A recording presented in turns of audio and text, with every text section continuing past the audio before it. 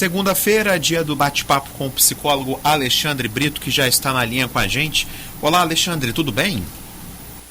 Tudo bom, Leandro? Salve, salve, boa tarde a todo mundo que nos ouve agora. Um prazer estar aqui, pessoal.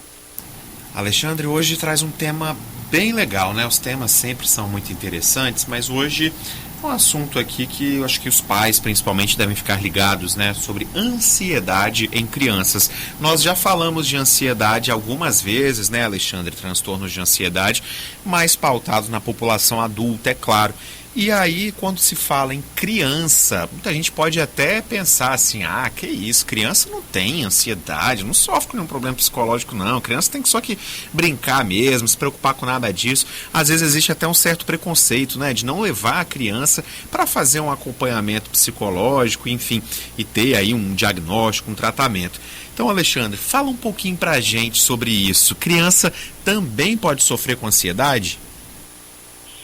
Pode, como sofre, né, Leandro? E isso tudo que você trouxe é muito importante a gente destacar, porque, pessoal, às vezes os adultos, porque nós temos um mundo muito adultocêntrico, né? Os adultos acham que tudo gira em torno do umbigo dele, o sofrimento dele é maior, ele que tem ansiedade e a criança não. E às vezes olha para a criança como se fosse uma etapa feliz da vida, uma etapa boa da vida, alguns têm a nostalgia da infância, mas não é bem assim que funciona, tá, pessoal? Basta estar vivo para sentir ansiedade. Olha, bom de novo, hein? Basta estar vivo para você sentir ansiedade. Porque a ansiedade, ela é comum em qualquer ser vivo. E as crianças, com a vida que têm, também sentem ansiedade.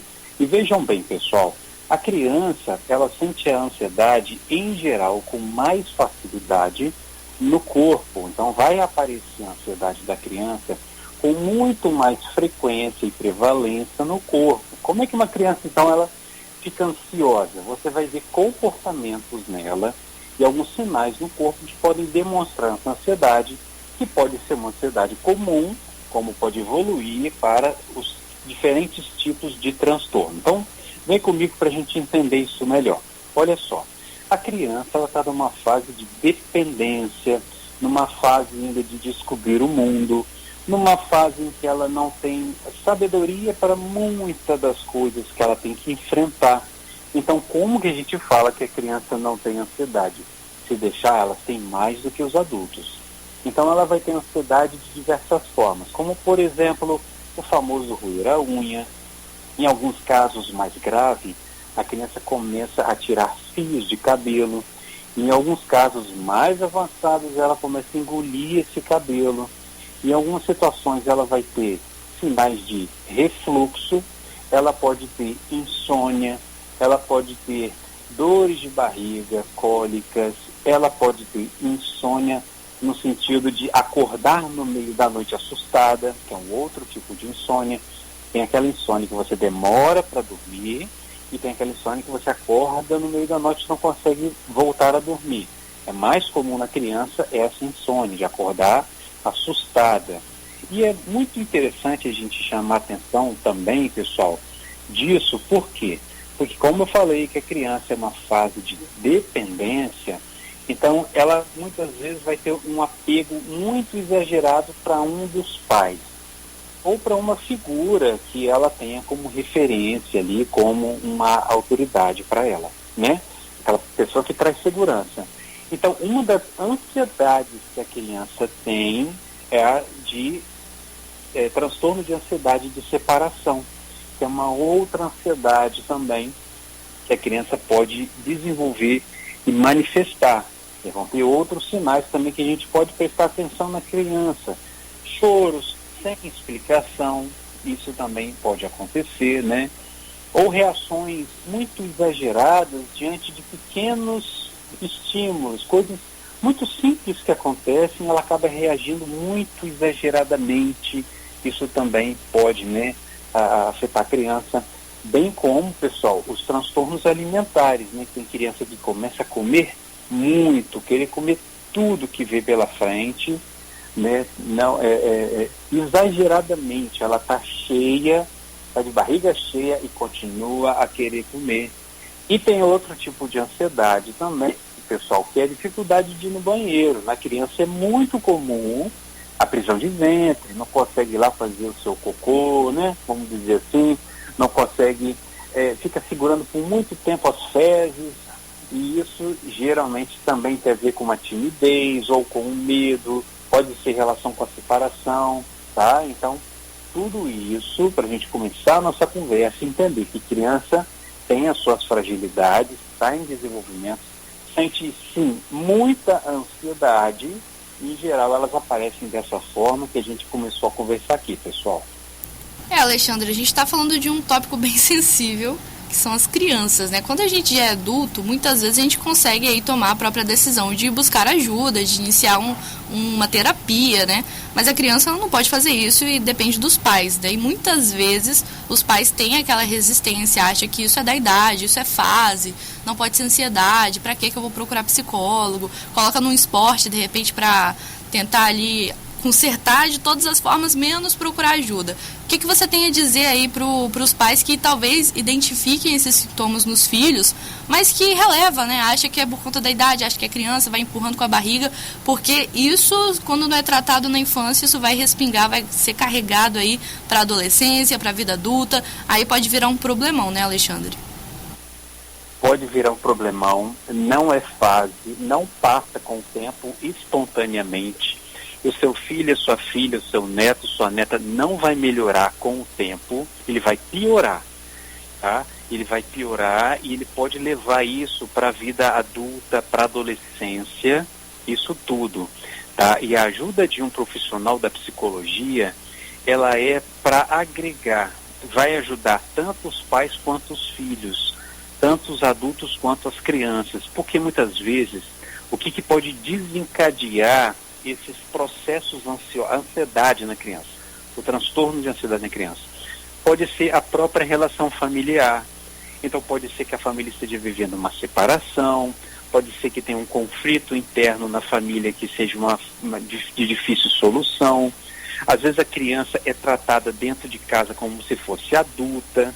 Às vezes os pais acabam transferindo para a criança pesos, dores e angústias que a criança não é capaz de suportar. E às vezes eles fazem isso sem perceber.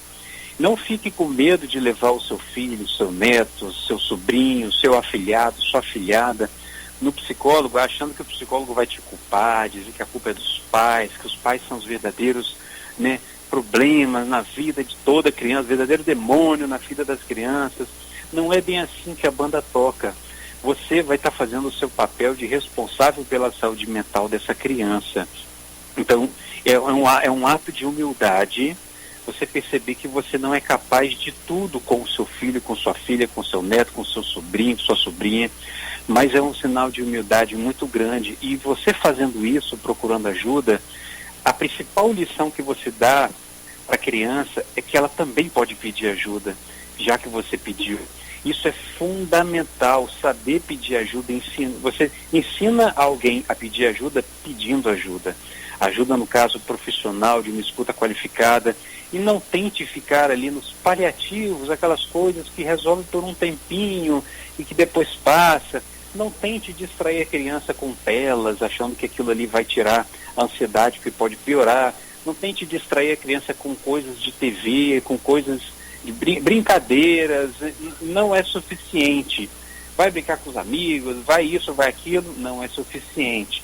Depois a gente vai na praia, não é suficiente. Tem coisa que tem que ser elaborada, dita, conversada, enfrentada, falada e criar algumas medidas para tentar melhorar tudo isso. Às vezes vai ter que mudar algumas coisas na casa, alguns hábitos, às vezes até onde cada um dorme, disso afeta também essa experiência de ansiedade da criança, porque às vezes ela precisa do espaço dela, tá? Então muitos pais têm muito medo dessa contribuição profissional, mas não deveria ter medo, pelo contrário. Deveria usar o amor que tem pelo filho, pela filha, a favor da saúde mental dele, nem que você também precise mudar. E você precisa mudar, pai e mãe. E não tem nenhum problema nisso, é necessário. E você vai perceber que o ganho de você pedir essa ajuda vai ser infinitamente maior do que qualquer prejuízo, tá? Não precisa ter vergonha, o profissional tem o sigilo, não precisa sentir medo, o profissional não vai te julgar. É fundamental que a gente cuide das nossas crianças, que nem você cuida de você, porque se você não cuida de você, você não pode fazer isso com a criança também. Ela precisa ser cuidada, né? E aí pode até ser uma forma de você também começar a cuidar de você. Carol, eu sempre falo que eu sou advogado das crianças nesses casos, né? Porque às vezes elas não conseguem pedir ajuda, elas nem sabem que psicólogo existe, né? Quando vai uma criança no meu consultório, porque eu atendo muitas crianças também, eu explico o que é psicólogo e elas aprendem muito rápido. E é interessante que eu atendo crianças que algumas têm até o WhatsApp, elas ficam me cobrando. Quanto que é a próxima consulta? Elas começam a ter prazer, começam a ter alegria, demanda em relação ao próprio processo terapêutico delas, porque elas veem grandes benefícios e os pais também. Tá certo, Alexandre. Vou puxar também a orelha lá em casa, viu que tem uma criança por lá também. Tem que ficar de olho, vou prestar muita atenção nas suas dicas. Puxa a orelha, não. Não dele, dos meus pais mesmo. Isso aí. Mas valeu, viu, Alexandre? Até a próxima segunda-feira. Antes de cara. você ir, deixa aqui suas redes sociais, na internet, onde os ouvintes podem te achar. Pessoal, pra gente continuar esse bate-papo, vocês me encontram no Instagram, Alexandre_Psicologia, Alexandre_Psicologia, arroba Alexandre_Psicologia. Para consultas, palestras, também vocês podem entrar em contato comigo no meu WhatsApp, 27 999 431968, 27 999 43 1968. Vamos cuidar, pessoal, da saúde mental da criançada, viu? Eles não falam como a gente, adulto, mas eles dão sinais. Então, vamos cuidar de modo também preventivo e até semana que vem, pessoal. Valeu, Alexandre. Um abraço. Até semana que vem.